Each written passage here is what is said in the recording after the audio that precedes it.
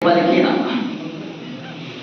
Photo लीजिए अपने लेकिन बात करेंगे यहाँ पे 1857 की क्रांति। 1857 की क्रांति थोड़ा सा देखेंगे तो इसका पृष्ठभूमि क्या रहा है, क्या इसका स्रोत रहा है, इसका तत्कालीन कारण रहा है, इसका विस्तार कहाँ तक हुआ है और ये समाप्त होने के बाद इसका परिणाम सफल है कि असफल है, ये सारी चीजों को हम देखेंगे। सबसे पहले बात करेंगे पृष्ठभूमि का। तो यहाँ पे याद रखिएगा कि 1600 ईस्वी में एक कंपनी आती है, ईस्ट इंडिया कंपनी, एलिजाबेथ के नेतृत्व में। और यहाँ पे बात चल रहा है कि जैसे स्टार्ट होता है तो 1600 से लेके 1757 के बीच में यहाँ पे जो कंपनी आती है सिर्फ व्यापार करती है। लेकिन यहाँ पे लड़ाई होता है 1757 के बीच में पलासी का युद्ध, यहाँ से लेकर एक और लड़ाई है 1764 में बक्सर का युद्ध। इन दोनों लड़ाइयों के बीच में राजनीतिक हस्तक्षेप करना स्टार्ट कर देता है अंग्रेज। और यहाँ पे 1757 से लेकर 1857 इन दोनों के बीच में, इतना के बीच में भारत की राजनीतिक पे, धार्मिक चीजों पे, आर्थिक चीजों पे बहुत सारा दिक्कत यहाँ पे करता है। और यहाँ पे खास कर बात करेंगे यहाँ से, जैसे बोलेंगे यहाँ पे राजनीतिक विस्तार की बात करें तो सहायक संधि, जिसके अंदर बोलेंगे 1798 में हैदराबाद को, 99 में मैसूर तंजौर को, 1800 में हैदराबाद को पुनः मिला दिया गया है, 1801 में अवध को, 2 में पेशवा को, 3 में बरार और मुस्लिम को, 4 में सिंधिया को, जयपुर, जोधपुर, बूंदी, मछली, ये सब को बोले 1818 में। ये जहाँ पे शासन हुआ।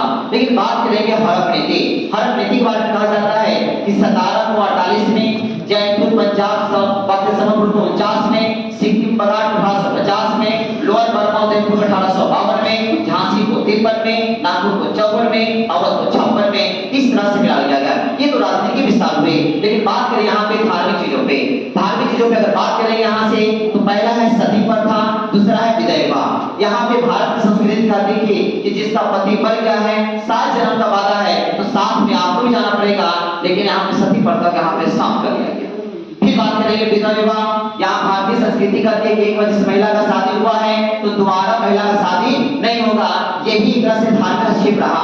ये धार्मिक हस्तक्षेप यहाँ पे सुनेगा, खास करके मुगल को भी नहीं छोड़ा है। ये जो आप देख रहे हैं मुगल या मुसलमान को जो आप देख रहे हैं, इनके लिए भी मुगल जो सत्ता में बैठे होते थे, वो व्यक्ति जो बादशाह हुआ करते थे, वो एक खिलत प्रथा लाए थे। खिलत ऐसा प्रथा होता था जिसमें रेशमी वस्त्र यहाँ पे देने का काम, जो अच्छा काम करता था उसको रेशमी वस्त्र दिया जाता था। ये एक तरह से उपहार हो सकते यहाँ से। ये भी लगा कि हमारा शासनकार में दूसरा को उपहार मिला है, ये भी यहाँ पे बंद कर दिया गया। बात करें निशान, यहाँ बोला गया, यहाँ से जिसको नजर बोलते हैं एक तरह से बोलेंगे पुरस्कार देने का, कोई अच्छा कार्य उसको पुरस्कार भी दिया जाता था। बात करेंगे दरबार, यानी जनता दरबार रखते थे।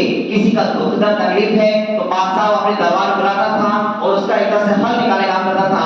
कोई बोला कि हमारे दरबार में तुम दरबार लगाओगे, ये भी सिस्टम बंद कर दिया गया। इधर ग्रुप आते हैं और कहते हैं जितने बादशाह का सिक्का पे चित्र है उस सब यहाँ से हटाया जाए। और डलहौजी कहते हैं लाल किला को खाली करो, आप कुतुब मीनार में जाकर रहो। कहने जब आते हैं तब ये बोलते हैं कि यहाँ के बादशाह का जो पद है, बादशाह का पद यहाँ पे हम समाप्त कर देंगे। थोड़ा सा वैसे ही रहिएगा।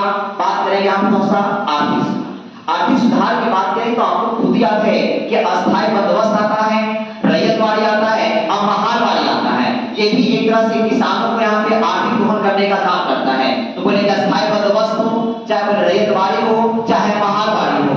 जैसे बात करें यहाँ पे अस्थायी बंदोबस्त में तो आपको पता होना चाहिए, यहाँ पे बात करेंगे यहाँ पे सर जॉन सॉल्ट और जेम्स ग्रांट के नेतृत्व में यहाँ पे आता है रैयतवाड़ी, अस्थायी बंदोबस्त। फिर बोलेंगे यहाँ पे रैयतवाड़ी की बात करेंगे तो रैयतवाड़ी में कहा जाता है यहाँ पे कि सबसे पहले बोलेंगे रैयत यानी किसानों को मालिक बनाना। किसको? किसानों को। आपको ये बात करें 1820 में ये चलता है मद्रास में, ये रीड होते हैं, रीड के नेतृत्व में चलता है और मुर्रो व्यक्ति इसका मेन होते हैं, ये जो कहा मद्रास में लगाते हैं। महालवाड़ी की बात करेंगे तो हॉट मैगजीन 1822 में सबका दर आपको रेडी पता है कि सबका दर बहुत ज्यादा था, जिसके कारण वहां पे आर्थिक सुधार में हस्तक्षेप करने का काम करता है। ये भी एक कारण रहा था कि किसान भी इसमें शामिल हुए थे। तो इसके बाद नेक्स्ट क्लास देखेंगे कल मेरठ और कहां पे अच्छा चलिए कोई दिक्कत नहीं है। यहाँ पे तत्कालीन कारण में देखेंगे, यहाँ से बात करेंगे तत्कालीन कारण में तो यहाँ के तत्कालीन कारण भी खोजा जा रहा था। लेकिन बात करेंगे मेन रीजन था यहाँ पे ब्राउन बेस ऑलवेज यहाँ पे राइफल चल रही थी, लेकिन वहाँ पे एंटी राइफल लाया गया।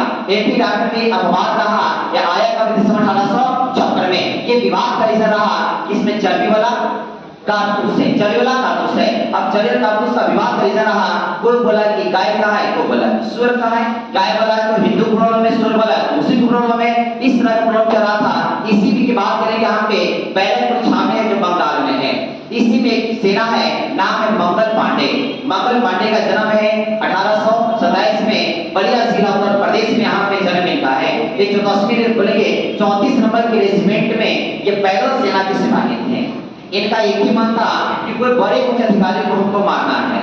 बस ये घूमते रहते थे, घूमते घूमते दो व्यक्ति मिलते हैं, एक का नाम लेफ्टिनेंट बग है, एक बोले मेजर हुसैन।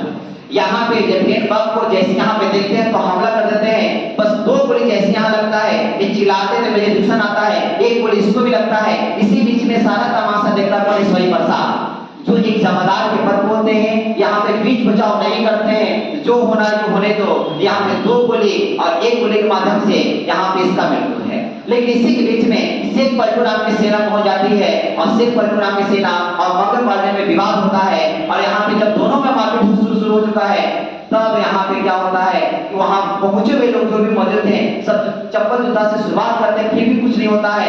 लास्ट मंगल पांडे को गिरफ्तार किया जाता है। डेट बोलेंगे 8 अप्रैल 1857। यहाँ फांसी का डेट इनका फिक्स हो चुका है। यहाँ पे जल्लाद जब बुलाया जाता है तो यहाँ पे बंगाल या कहीं जल्लाद को तैयारी नहीं होते हैं, तो 4 जल्लाद और स्पेशल यहाँ से कलकत्ता से बुलाया जाता है और उनको फाइनल रूप से यहाँ पे फांसी दिया जाता है। फिर याद आता है ईश्वरी प्रसाद को, इनको भी बुलाया जाए। 21 अप्रैल 1857 को इनको भी फांसी दे दिया गया है। इसको बोलेंगे ईश्वरी प्रसाद। फिर यहाँ पे शेख पलटू नाम बोला जाता है, इनको प्रमोशन मिल चुका है, प्रमोशन मिल चुका, चलिए आपको प्रमोशन कर दिए हैं। लेकिन ज्यादा दिन तक नहीं टिक पाते हैं और भारतीय सेना ने इसका हत्या कर दिया है। शेख पलटू राम का यहीं पे कहानी का एंड होता है।